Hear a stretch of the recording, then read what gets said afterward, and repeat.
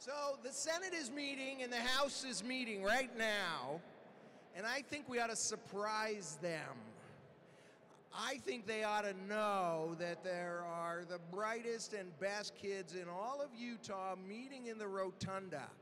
So when I count to 3, will you stand up and raise that dome with noise? Let them know in the House, let them know in the Senate that our Utah school kids are here. I want to hear it. I want to see the dome shaking. Are you ready? 1, 2, 2.5, 3.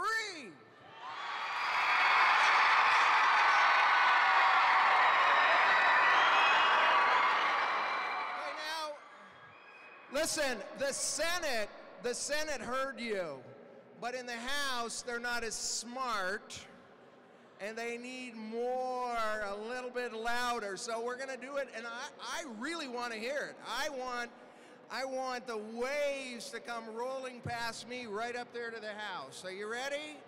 1, 2, 3.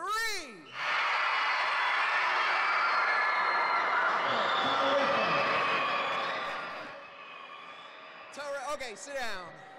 You're done good. I'm going to speak really briefly today because when I was elected a senator, I got a phone call the night I was elected, and it was from my 93-year-old uncle. And he said to me, "So now you're a big shot senator, huh?" I said, "Well, yeah." And he said, "I want you to remember something." He said, "I want you to remember your grandparents. Your grandparents came to this country on a ship, and they were so poor that they couldn't stay in a cabin. They were down in the bottom of the ship." He said, "Your grandparents never had a car. Your grandparents never owned a house. Your grandparents could barely speak English. Your grandparents worked for minimum wage or less their whole life.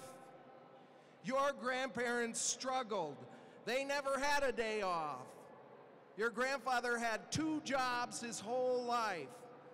Your grandmother always worked, and they had 8 children, and they sacrificed, and they lived hard. And you are there as a big old senator, an important guy now. You remember where you came from. You remember the sacrifice that was made for you. You remember what they've done for you and your life. And I want to tell you, when I look in your eyes, when I see your faces, I see my grandparents. I see all the opportunity. I see the great possibilities.